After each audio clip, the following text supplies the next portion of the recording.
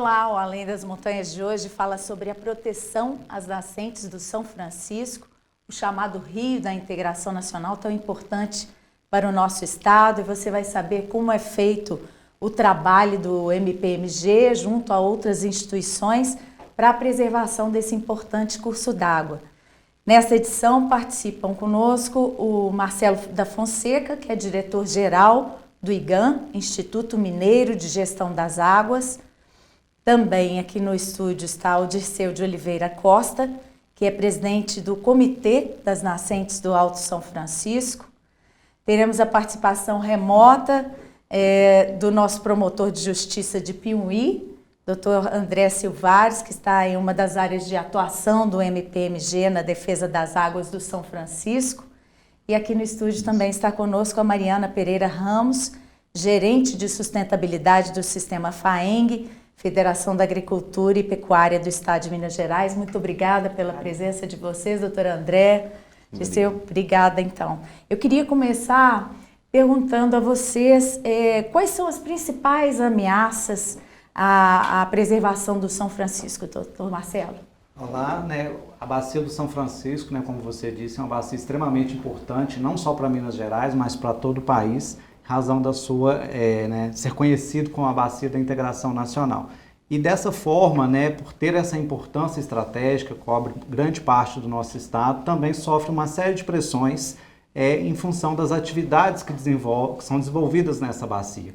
Isso traz consequências, o uso irregular do solo, a falta de técnicas de conservação, desmatamentos que ocorreu muito na bacia.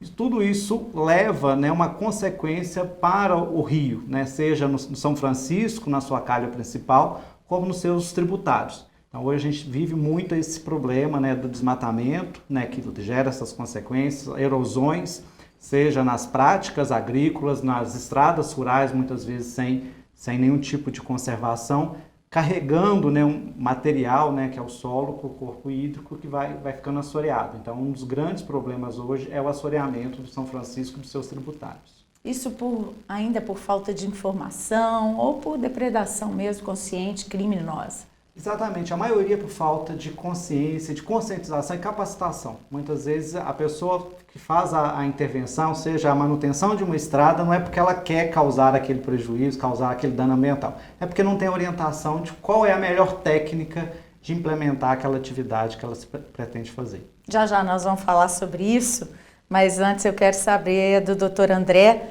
quais são as ameaças aí na sua região, da sua promotoria, que é de importantes afluentes do São Francisco. Perfeitamente, Laura. Cumprimento a você, a Mariana, o Dirceu, o Marcelo. Eu atuo na Promotoria de Justiça de Piumhi, na segunda promotoria, junto da Curadoria Ambiental, e atuo também na Promotoria de São Roque de Minas, isso desde 2004. Então, eu sou titular na Promotoria de Piumhi e substituto sozinho, eu não tem ninguém ali. Atualmente existe o outro promotor, o Dr. Tarek, mas que não atua na parte ambiental. Então, só fazer esse apanhado histórico, desde 2014, nós mudamos um pouquinho a nossa forma de agir na parte ambiental. Então, cada boletim de ocorrência que chega da Polícia Ambiental é instaurado um inquérito civil. Então, desde 2014 até hoje, aproximadamente 1.200 TACs foram feitos. E isso nos dá uma possibilidade de diagnóstico um pouquinho maior, através da análise quantitativa, do tipo de quantitativa e qualitativa das infrações que a gente vê com mais frequência. Então, são pequenas, o que a gente, esse diagnóstico chega mais ou menos na seguinte conclusão. O que nós vemos são pequenas infrações, em área de preservação permanente, mas principalmente em vegetação nativa, em área comum, digamos assim, que poderia ser autorizável, nem sempre mas poderia ser, mas que é feita sem autorização, e que chega na mesma conclusão que o Marcelo chegou. É muito por falta de capacitação, de orientação, muito por desconhecimento, ou pelo aquele desânimo do produtor, falar, eu vou mexer com papel, isso vai dar muito trabalho, tudo mais. Mas isso impacta negativamente os afluentes e a calha principal. Então, essa atividade orientativa, né, essa atividade educativa, né, junto, né, com a parte, digamos, punitiva, né, ela tem se mostrado razoavelmente bem sucedida, né? E junto desses projetos que depois a gente vai falar deles, acho que são uma forma, né, de criar essa cultura, né, de modificar o manejo, né, da população através da preservação do solo. Vou aproveitar para contar um caso pequeno aqui, na escolha da imagem, né, de um dos projetos, de São Roque, de Minas. Acho que eu e Dirceu, não lembro se tinha mais alguém no carro, voltando de São Roque para Piuí, ele me apresentou lá algumas imagens que estavam sendo, alguns desenhos que estavam sendo feitos pela molecada da escola, não lembro de que idade. E lá, vários desenhos muito bonitos, né?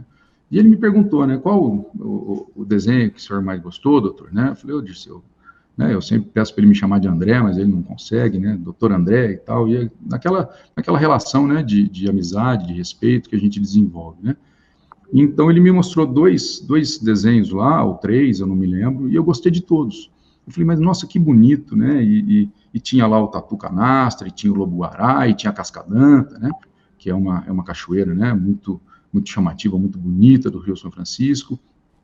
E ele falou assim, mas tem um problema sério em todos esses desenhos. Ele falou, sério, né? Eu falei, mas que problema sério, né? Tá tão bonito, o verde tá tão bonito, a água tá tão bonita, os bichos estão tão bonitos. Ele falou assim, em nenhum deles nós temos o homem. E enquanto a gente associar a preservação, a conservação, a revitalização, a ausência do homem, nós estamos cometendo um erro conceitual.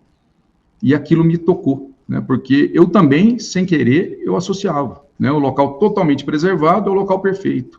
Mas, na verdade, o segredo, pelo que eles têm me ensinado, né, e a gente tem aprendido, é o manejo, né, a forma de ocupação, é a ocupação realmente sustentável, né, e isso é o que a gente tem visto. Então, você falou do problema, o que a gente tem visto realmente, o problema é de degradação de solo, né, de carreamento de sedimentos através da velocidade da água para os afluentes, para os pequenos afluentes, né, para tudo, né, para todos os cursos d'água, e isso que a gente tem tentado atacar com um pouquinho mais de preferência. Boa essa menção, né, Dirceu? Porque muitas vezes a pessoa tem a falsa impressão de que preservação é só da água que corre ali, né? Não, é de todo o bioma, de todo o entorno, né? E a ação do homem é muito importante, né, nesse aspecto. Com certeza. Infelizmente, as pessoas às vezes não incluem o homem no meio ambiente e leva às vezes um pensamento de que a presença humana por si só já está degradando. E nós somos parte da natureza.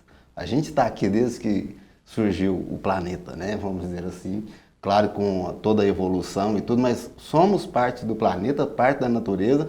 Se a gente não aprender a conviver ali no meio ambiente de uma forma assim equilibrada entre a preservação e também o uso dos recursos naturais, e também assim transmitir essa mensagem para as pessoas, porque essa separação entre o homem e o meio ambiente, isso gera conflito, entendeu? Gera mal informação, desinformação e prejuízos também econômicos e ambientais para toda a sociedade.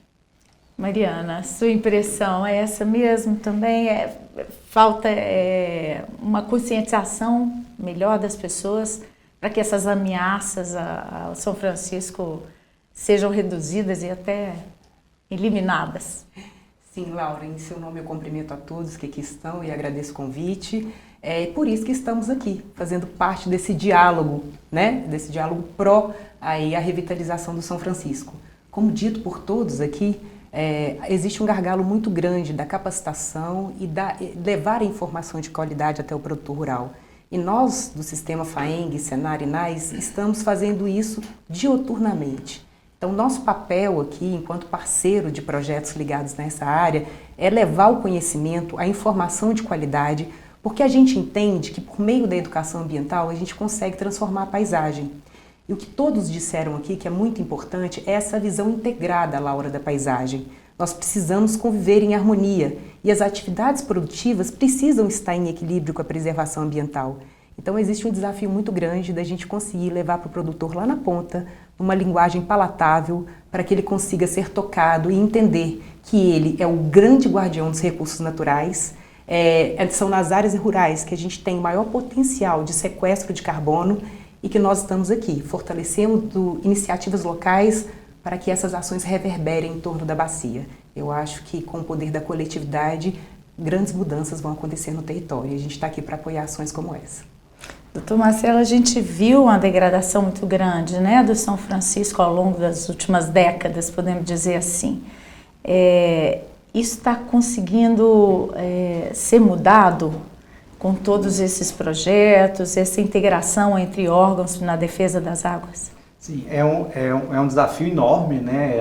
A própria dimensão da bacia é enorme. A gente está falando aqui, né, de problemas associados às áreas rurais, mas nós também temos problemas associados às áreas urbanas, né? Grandes regiões metropolitanas, grandes cidades estão na bacia do São Francisco, como o próprio Belo Horizonte, mas quando a gente olha, né, para a grande parte dessa área, que é a área rural, a gente vê em algumas regiões, como é o caso aqui da Nascente do São Francisco, um conjunto de ações, né? São vários municípios que começam ali a desenvolver ações que já começam a apresentar resultados. Resultados que ainda, né, se você olhar no todo, são muito incipientes, muito pequenos, mas é de grão em grão que a gente vai construindo a solução.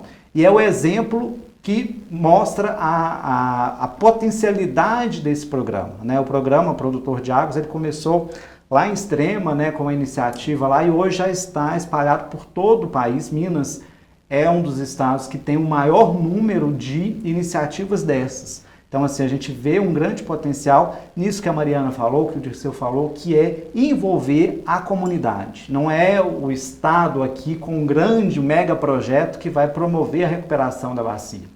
Obviamente que nós temos responsabilidade, seja no fomento dessas iniciativas, no direcionamento de recursos, mas se não houver uma participação da sociedade, da população, ali de quem vive o dia a dia na bacia, convive com o rio, com as suas dificuldades, nós não conseguiremos reverter a situação. Doutor André, na região de sua promotoria, né, que é de Piuí, com várias outras cidades cercadas por cursos d'água afluentes do São Francisco, onde está o maior problema? É difícil apontar, né? Eu não tenho essa certeza, viu, Laura? Eu acredito que o problema esteja, sim, nos afluentes, né? O problema começa assim, né? A gente tem o São Francisco com uma nascente histórica e uma nascente geográfica, né? Então, de vez em quando, a gente tem muitos projetos, ou vários projetos, né, na calha principal do São Francisco, e ignora que ele começa lá em Medeiros, no Samburá, né, que quando se encontra com o São Francisco, ganha o nome de São Francisco, mas até então o rio Caudaloso, né, o rio maior, é o Samburá, né? Então, ele se encontra com um rio menor, e passa a se chamar São Francisco. Então, é importante esse entendimento, né? Primeiro passa pelo entendimento desses problemas, né? E eu não sei realmente apontar, né, qual que é, onde está o maior problema. Eu creio que a gente, né, sem querer ser repetitivo, o problema é esse, o problema é de capacitação, de cultura, né, de associar o desenvolvimento à preservação, né, a parte agronômica, a parte ambiental, né, que esses projetos fazem muito bem isso, né. Eu fui avisado, né, em um certo momento, falou, olha, esses projetos que o senhor participa não são projetos ambientais, não. Eu falei, como não? Então, o que eu estou fazendo aqui? Ele falou, não, né, eles são projetos agronômicos, mas a parte agronômica vai facilitar a proteção ambiental. Eu falei, olha só, que interessante, né, uma ideia que eu achei muito interessante, e realmente essa capacidade, né, de aproveitar o potencial desses projetos, como o Marcelo falou, que tem muito potencial, ela veio disso. O produtor foi vendo que através daquela proteção, através daquela pequena intervenção, de uma cacimba, de uma curva de nível, né, de uma proteção de uma nascente aqui, a propriedade dele ficava mais produtiva, né, e os vizinhos foram, com curiosidade, se aproximando dos primeiros que deixaram, né, fazer aquelas obras, e aquilo foi mostrando o valor delas de forma empírica, né, de forma realmente testada na prática, né. Isso é muito importante para o produtor rural, que é uma pessoa que, em regra, é uma pessoa que já tem uma cultura, né, que herdou do pai, que herdou do avô, e que tem as boas práticas dele lá, mas que de vez em quando não são bem aquelas que podem, né, ser as melhores, tanto agronômica quanto ambientalmente falando, né? Então, acho que o problema está na bacia toda, né? A gente tem que olhar esse olhar macro, lógico, agir, né, em alguns lugares onde estejam, né, havendo alguma degradação maior, esteja havendo alguma degradação maior, mas assim, grandes projetos de mineração, ou grandes projetos, assim, né, grandes indústrias, nós não temos na região, né, em regra. Então, nós temos realmente o pequeno produtor, né, que tem uma prática não tão boa aqui, né, de conservação de solo e água, e isso, né, o conjunto disso, ao meu ver, é que causa, nessa região aqui, né, na bacia do Alto São Francisco, um problema que pode ser, né, melhor combatido e que realmente ele é relevante. Ele não deixa de ser um problema relevante de forma alguma, não é isso que eu estou querendo dizer. Mas os pontos são, não existe um local, né? Assim, eu pelo menos, se existe, está me escapando aqui no momento. Eu acredito que não exista, não, Laura. Já presenciou seca de nascente nessa região do Alto São Francisco, onde vocês trabalham? Sim. A gente está numa região que, do ponto de vista geográfico, assim, é muito desprivilegiada. Claro que é muito rica e tudo, mas para a água, para conservar a água ali, é difícil. Lá chove muito, mas assim, o rio começa ali a 1.200 metros acima do nível do mar. Nos primeiros 200 quilômetros, ele já caiu para 600 metros em relação ao nível do mar. Então é serra, a região serrana. Que região, né? Exatamente? São Roque de Minas, região ali de Piuí, mais da cabeceira ali, de Medeiros, aquela região. Então, chove, se a gente não faz conservação de solo e água, cuida do meio ambiente, essa água passa rapidamente, cai na calha do Rio São Francisco e desce, vai parar em Três Marias com sedimentos. Então muita fartura de água no período de chuva e no período seco, infelizmente, a gente às vezes tem que pedir socorro, buscar água, perfurar poços, às vezes dificuldade para abastecimento público na cidade, nas comunidades, abastecimento também para os animais, esse tipo de coisa. Então a gente lá também sente falta de água. Agora, temos um problema lá, que, assim, até retornando um pouquinho à pergunta anterior, com relação à questão da poluição. O produtor rural, coitado, ele carrega a culpa de muita coisa, entendeu? Que ele mesmo faz, mas, assim, de outros também, que através de até um preconceito, não sei, uma falta de informação, falta de educação da sociedade em geral. As cidades, por exemplo, o lançamento de resíduos sem tratamento, lixão, é comum na região do São Francisco. Lançamento de esgoto sem tratamento ou com tratamento inadequado, isso tem prejudicado muito ali. Mortandade de peixe, assim, todo ano, porque o volume de água já é pouco, né? E a carga orgânica é muito grande e acaba que isso também tem nos afetado muito.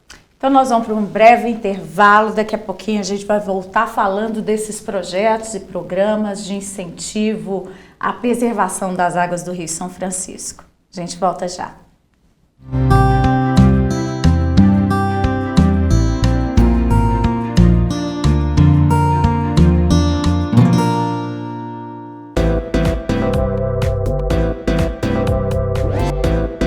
TV MP, em todo lugar, ao seu lado.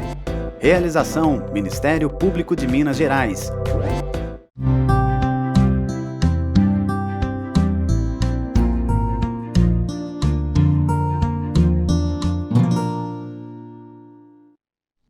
Voltamos ao nosso debate sobre o trabalho de defesa das águas do São Francisco. E eu vou perguntar para o doutor André como é que tem sido a atuação do MP-MG nessa defesa do curso de água tão importante para o nosso estado. E Laura, a atuação tem sido de forma, né, por várias formas, né, digamos na forma mais tradicional, né, fazendo a continuidade, né, dos autos de infração, dos boletins de ocorrência, né, através desse perfil mais como diz a Mariana, de comando e controle, né, de fiscalização mesmo, mais, digamos, mais as funções mais ordinárias, né, do Ministério Público, atuando, né, nessa reparação, né, na compensação, né, ou seja, através principalmente de TACs, né. Então, a gente fez uma nova forma de atuação, remodelamos, vimos que o volume era muito grande, então remodelamos e usamos fizemos uma estrutura mais ou menos como o Juizado Especial Criminal funciona. Então, o infrator, né, a pessoa que cometeu uma pequena, média ou grande infração, comparece lá no quartel da Polícia Militar para levar a documentação. Tudo isso é o comum, né? Assim que é flagrado, né, alguma coisa dentro da propriedade rural dele, ele comparece no quartel, e de lá ele já sai com uma data de comparecimento ao Ministério Público. Isso agiliza muito, né? E agilizando muito, a pessoa já sabe o que fez, o porquê fez de errado e o que precisa fazer para reparar. Então, nessa seara, a gente entende que houve uma evolução muito grande. Isso já vem de anos, né? 2014, mais ou menos, a gente fazia de 10 a 20 TACs por ano. Hoje a gente faz de 200, 300, né? Ou até um pouco mais. Isso gera uma arrecadação também para as entidades ambientais, né, que fazem fluxos interessantes, né, com esse dinheiro, não só de aparelhamento, né, da fiscalização, né, da reforma de viaturas, né, da manutenção de combustível, da polícia ambiental, mas também de fomento, né, a projetos como este, né, por exemplo. E daí entra também essa outra atuação, né, que mais no sistema de parceria, né, de colaboração, de integração, né, de um sistema que existe, mas que de vez em quando não fica bem manejado também, né, com um fluxo muito claro de atuação conjunta, né. Essa integração que existe, né, que começou, né, eu fui cooptado, viu, Laura, pela Agência Nacional de Águas, que não está aqui presente hoje por absoluta falta de capacidade técnica, né, porque é um parceiro de primeira hora, né, que veio através, né, das pessoas lá, hoje a Consuelo, que representa a Agência Nacional de Águas nos nossos projetos, o Dirceu junto, né, a Mariana já estava lá no começo também, na FAENG, o IGAN, através de outros também, né, de outros colaboradores, né, Marcelo? E para entender, né, que o Ministério Público podia, sim, né, ter um papel importante nessa conjugação de esforços que se concretizam através desses projetos, né? Então, começou lá no Perobas, né? O Perobas surgiu, e depois foi para Piuí e Capitólio, Pimenta, né, que não é a comarca onde eu atuo, mas onde as unidades gestoras, né, que chamam UGPs, as unidades gestoras de projeto, tem muita gente em comum, né? Alcançou Passos, agora está querendo São Roque, ou seja, nós temos uma concentração de projetos muito grande, quem sabe a maior do estado, uma das maiores do Brasil, né, de projetos, alguns incipientes ainda, outros já andando, né, cada um no seu ponto de maturação, mas eu vejo que a atuação do Ministério Público como parceiro, salvo engano, é muito bem-vinda, né, o Ministério Público é uma instituição com muita credibilidade, né. Mas eu queria que o senhor falasse também da participação do Ministério Público com as verbas, né, desses acordos feitos, desses TACs celebrados, né, em ajuda a esses projetos. Perfeito, é uma parte importante, sem dúvida, né, o financiamento dos projetos, mas a gente acaba passando, o que é usado de dinheiro repassado pelo Ministério Público para as entidades, é usado mais como mobilização, né, como pagamento de alguma equipe técnica que as entidades entendem que devem, né, disponibilizar para esses projetos, mas o grosso, né, assim, a maior parte desse dinheiro não vem, né, desse repasse de dinheiro de TACs, tá? A maior parte desse dinheiro vem de repasses da Agência Nacional de Águas e de arranjos locais, né, que vão depois ser responsáveis pelo pagamento do serviço ambiental, né? Então, por exemplo, nós nos inscrevemos, né, uma unidade gestora de projeto, um proponente X, a prefeitura de uma entidade, de uma cidade, ou SAI de uma cidade, ou outra entidade, se inscreve, né, num edital aberto pela Agência Nacional de Águas, e através dessa inscrição, esse projeto é analisado, né, é aprovado ou não, e por exemplo, vem R$1 milhão para fazer obra, né? Então, o grosso do dinheiro não vem dos TACs do Ministério Público, mas de vez em quando, o que o Ministério Público, através desse repasse para as entidades certas, né, que fazem um trabalho sério, né, possibilita exatamente o início disso tudo, né? O início disso tudo, é a equipe técnica que vai se formar e que vai ser capaz, sim, de propor esse projeto com um nível bom para ser aprovado, né? Então, assim, o apoio financeiro não é o maior, não é a maior ajuda que o Ministério Público dá, mas, quem sabe, é uma ajuda fundadora, né, em alguns projetos, uma ajuda importante, tá bom? Então, assim, mas só para continuar, viu, Laura, desculpa me alongar, mas eu acredito que a parte mais importante da participação do Ministério Público seja realmente tentar catalisar e fomentar, né, a atuação desse grupo, né, assim, dentro de qualquer parceria, existe discordância, né, e essa discordância construtiva, de vez em quando, ela é bem, digamos assim, o Ministério Público atua como um ótimo mediador nessas disputas, né, porque existem disputas conceituais, de vez em quando, né, sobre pagamento por serviço, paga mais, paga menos, faz tal melhoria, não faz, né. Então, nós escutamos os técnicos, né, que nós não somos técnicos, e ajudamos nessa tomada de decisão. Acho que isso tem se mostrado um ótimo papel que o Ministério Público tem desempenhado, além, né, de transmitir essa credibilidade, essa seriedade, porque de vez em quando a população fala, vocês estão vindo aqui falando que vão construir, que vão me pagar, não sei o quê, mas não acredito em nada disso, muita promessa já foi feita, e quando o tal do promotor ou o tal da promotora está junto, parece que essa credibilidade aumenta, o que é muito bom, né? É uma honra para a gente ser tão bem quisto, né, e tão bem interpretado assim. Mariana, esse apoio, então, tem ajudado. A FAENG tem um projeto de capacitação, né, para esses produtores de água. Como é que isso tem sido, essa parceria com o Ministério Público?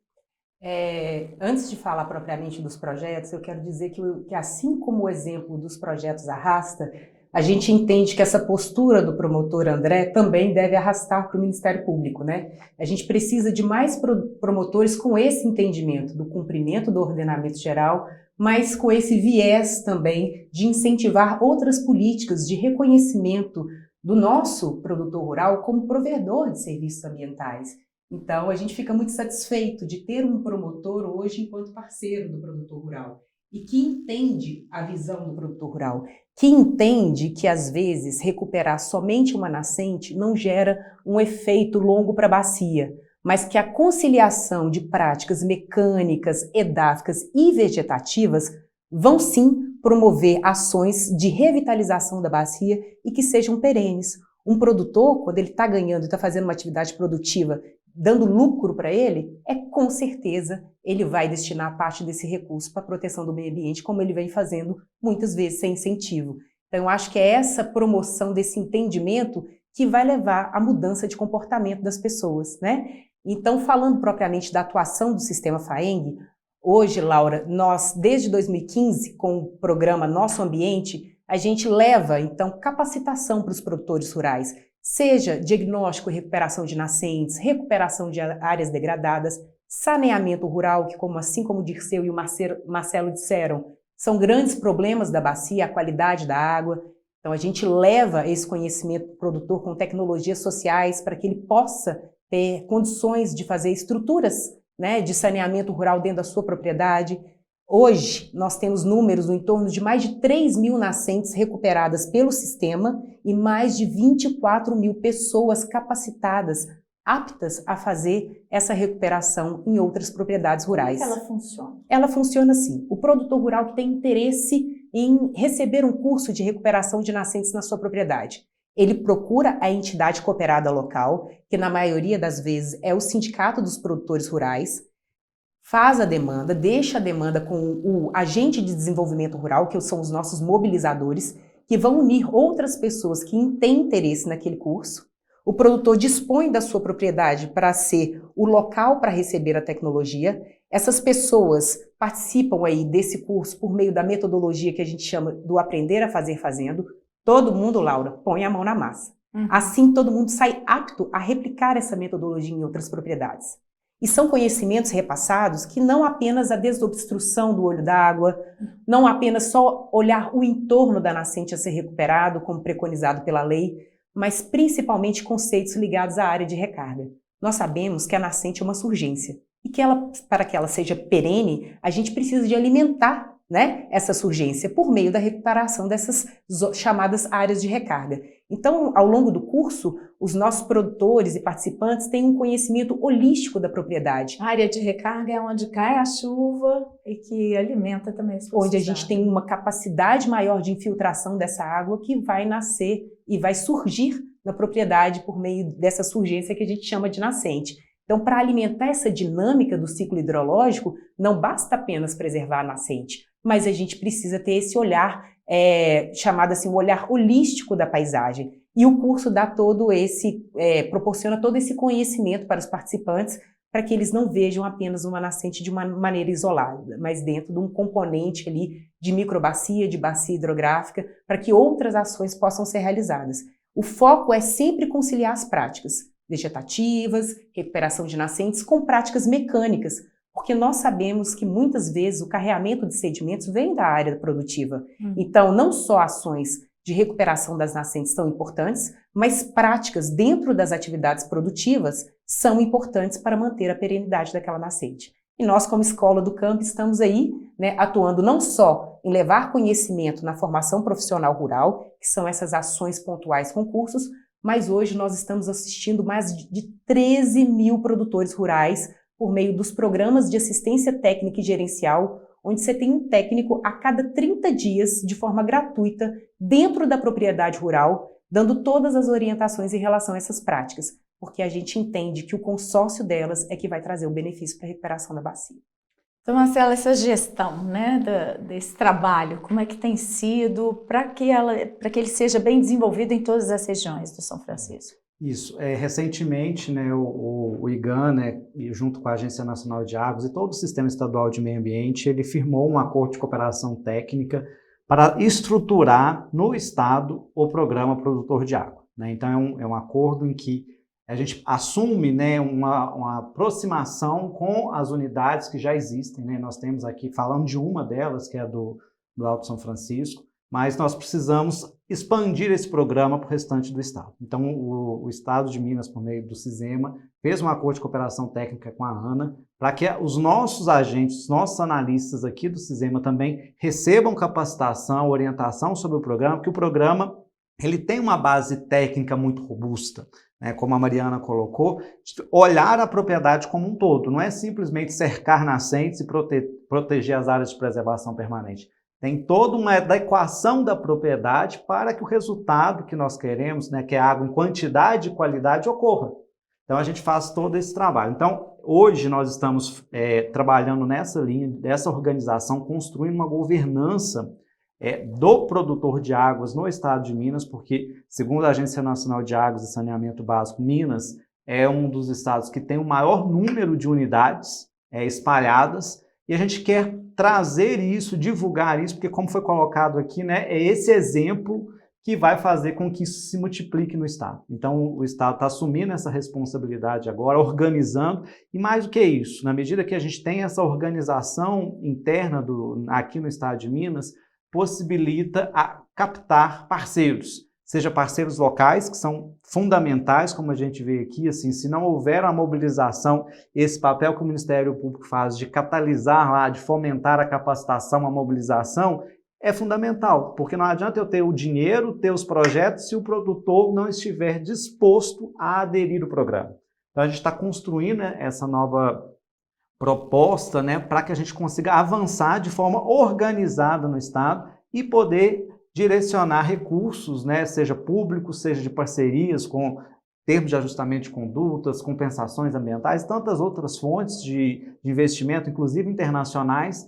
Na medida que a gente está organizado, a gente consegue estruturar e captar recursos para expandir o programa no Estado. Dirceu, a importância da região do Alto São Francisco é aquilo que você estava falando, né? Porque é onde há o estrangulamento desses cursos d'água, que eles vão diminuindo na qualidade, na quantidade? Então, ali o rio começa, ele nasce, ele não passa, né? Então, a gente não recebe água de outros lugares. Ou a gente cuida dele ali, ou a gente fica sem o rio. Então, ele começa a morrer pela nascente mesmo. Então, tem nascentes ali que assim, são muito protegidas, a região é rica, riquíssima mesmo, existe preservação ambiental ali, e existem esses problemas ambientais que a gente precisa estar trabalhando aí, corrigindo. O plantio de vegetação orientada, né, para que essas nascentes não sequem. Sim, isso é feito com que intensidade? Então, essas ações de recuperação, construção de terraço, barraginha, cercamento de nascente, instalação de fossa, vai acontecendo à medida que a gente vai liberando os recursos, angariando os recursos junto aos parceiros, né? Mas o mais importante do que fazer a obra lá, física em si, é capacitar as pessoas ali para manter aquilo que a gente fez. Porque se a gente não der a manutenção, a devida manutenção, a gente perde o dinheiro. De repente você faz aí 10 quilômetros de cerca e gasta 300 mil reais, mas não fez a manutenção ali, um pequeno trecho ali que a cerca arrebentou, ou passou um fogo, ou caiu uma árvore, já possibilita o gado entrar ali e inutilizar todo aquele trabalho que foi feito. A manutenção de uma fossa, de uma barraginha, de um terraço. Então, e a partir do momento que os produtores rurais vão aprendendo, ganhando conhecimento, eles começam a fazer por conta própria, porque eles enxergam o benefício. Uhum. Bom, então daqui a pouquinho eu quero voltar a esse debate com vocês para falar exatamente da disseminação dessa cultura, né, dessas orientações todas técnicas, né, e do homem ali junto à natureza para reforçar essa preservação das águas do São Francisco. A gente volta depois do intervalo.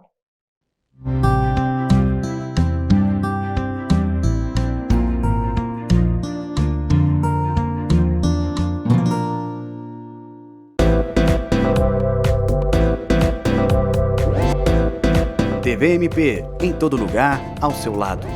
Realização Ministério Público de Minas Gerais. Siga a gente nas redes sociais e procure por MPMG Oficial. Para mais informações, acesse mpmg.mp.br.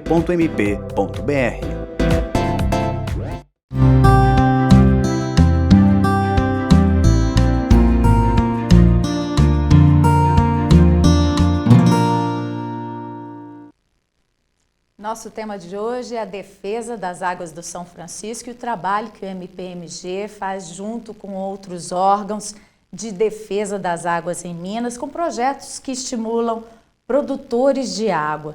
Então, eu queria saber do Dirceu, como é que tem sido a adesão desses produtores, de pessoas da região do Alto São Francisco, né, a esses projetos? A adesão é muito boa. A nossa proposta ela é muito boa para o produtor rural, porque além da gente ajudar ele a recuperar a propriedade rural, ele ainda recebe pelos serviços ambientais que ele presta.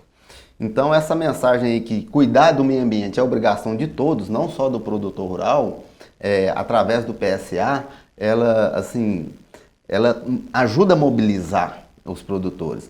Tem uma certa dificuldade com relação à questão de documentação quando os projetos de pagamento por serviço ambiental é feito pela administração pública. Como é que funcionam esses pagamentos? Os pagamentos dos produtores rurais entram num processo de credenciamento, a gente vai até a propriedade rural, faz um levantamento, verifica o que é necessário para recuperar ali o meio ambiente, verifica também o ativo ambiental, a gente não vai lá olhar só os problemas, vê o que ele já faz de bom para a natureza, faz os cálculos, tanto de custo de implantação de obra, esse tipo de coisa, e também de potencial de recebimento de PSA.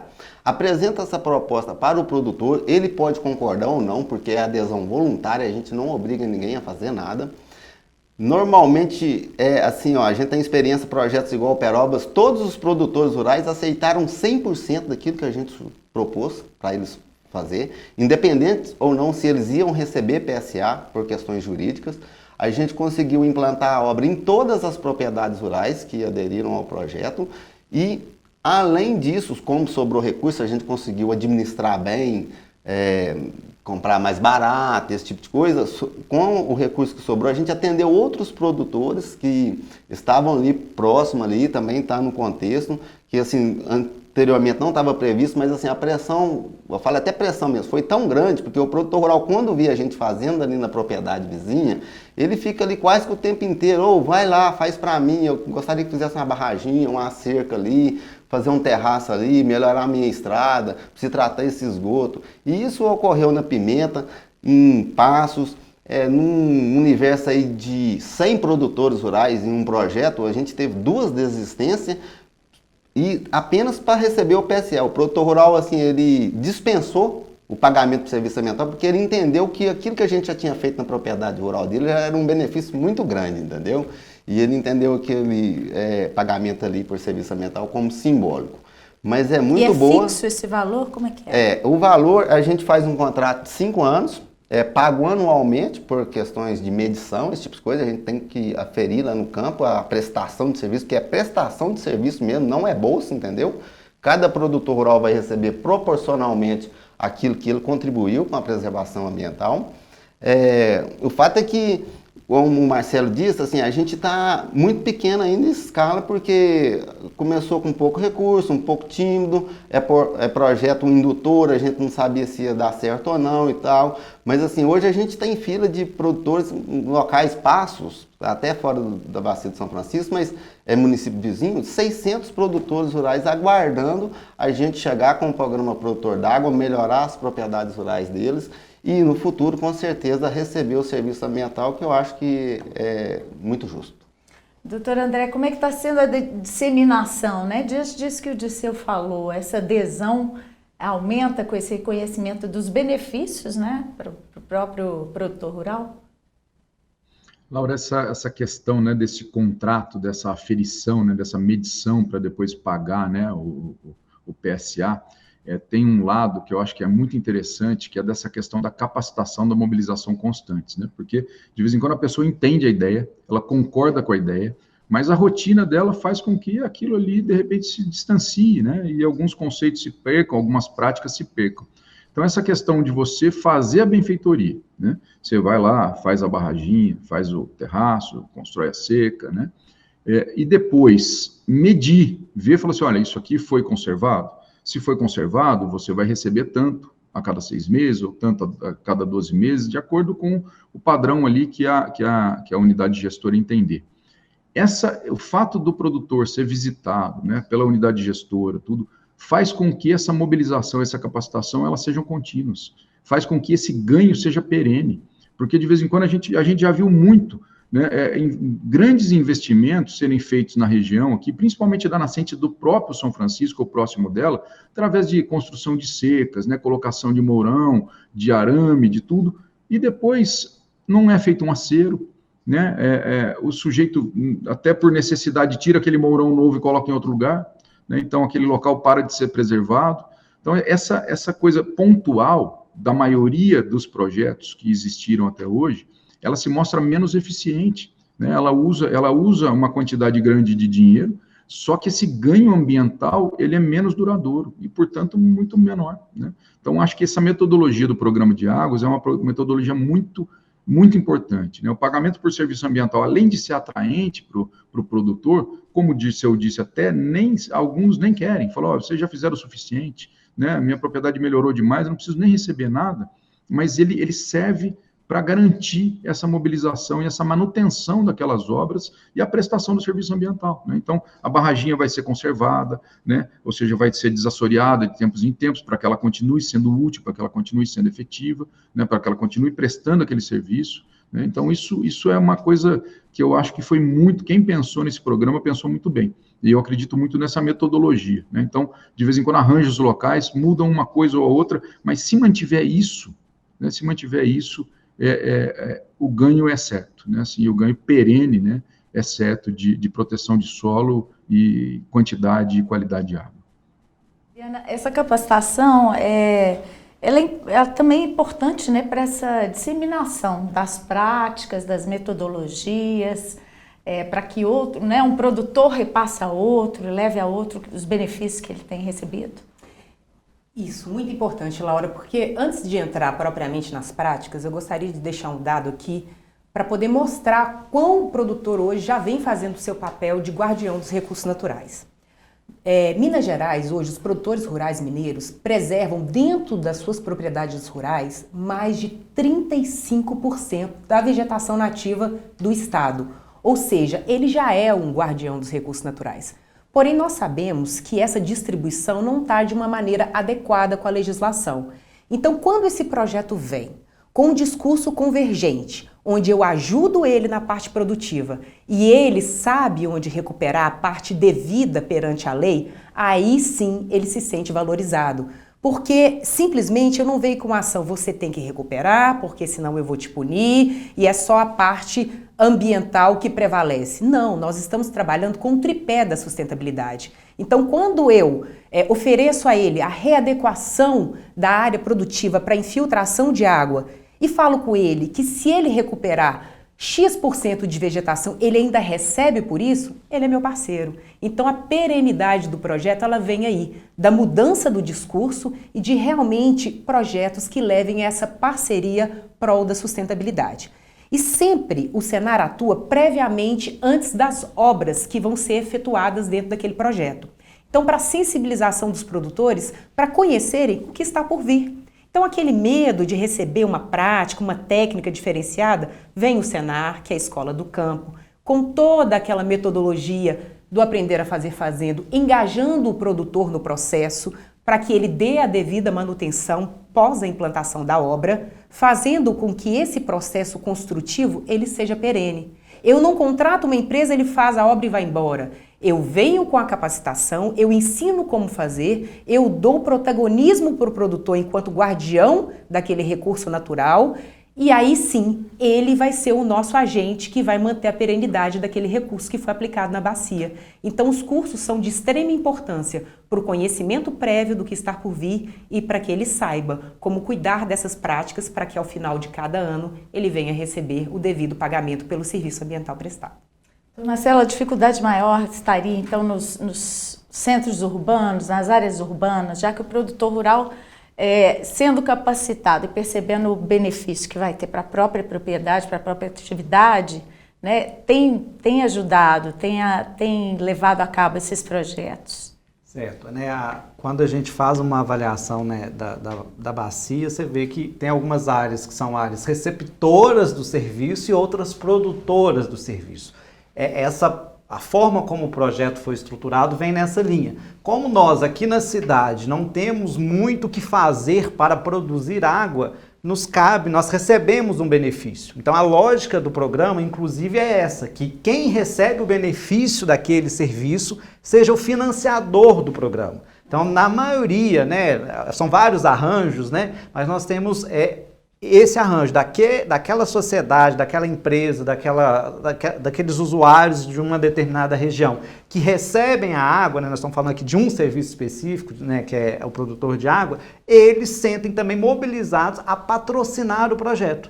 Então a parte, né, nós temos dois princípios, né, o poluidor pagador e o produtor recebedor. Então, para receber o benefício, o produtor de água, nós utilizamos essa lógica de quem está recebendo o benefício é quem tem, né, assim, vou chamar de obrigação, né, mas ali para fornecer recursos para que o projeto funcione. Então a gente pega do produtor rural, que é aquele que produz a água, do beneficiário. Então a gente envolve a sociedade e é isso que é um dos grandes pilares que dá sucesso ao programa, porque eu envolvo a sociedade. Não é só o produtor que é o responsável. Ele tem ali a sua responsabilidade, como a Mariana colocou, legal, mas aquilo que ele faz além, que ele vai gerar um benefício para a coletividade, seja por meio das concessionárias de saneamento, das empresas, do poder público, aporta um recurso para beneficiar ele pelo aquele serviço que ele está prestando. Doutor André, e a conscientização do recebedor desse serviço, como tem sido por parte do Ministério Público? A conscientização do recebedor, Laura, de quem... Anos, né, que vão receber. De que recebedor? Desculpa que eu acho que eu não entendi a pergunta. A gente estava falando dos centros urbanos, né, que acabam sendo beneficiados por essa produção de água no campo. Perfeito.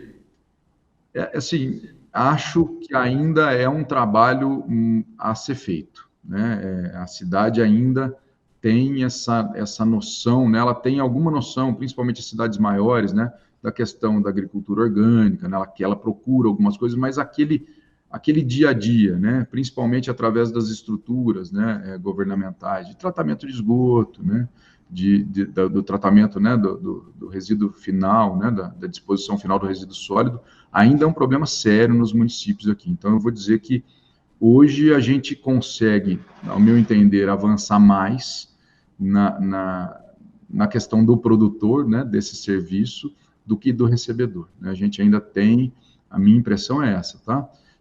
Que a gente ainda tem um caminho maior a percorrer na mudança de postura, na mudança de cultura da sociedade urbana em relação ao produtor rural. Ainda existe, os trabalhos são intensos e não podem parar, né? Acho que é para trabalhar nas duas áreas, digamos, mas quero crer que o produtor rural ele trabalha integrado à natureza, né? Ele vê muito facilmente que quando ele fez uma aração ali, de repente numa área de recarga, e meio que faz sabendo, mas contando que não vai acontecer nada, ele vê a água diminuindo ou a nascente mudando de lugar, né?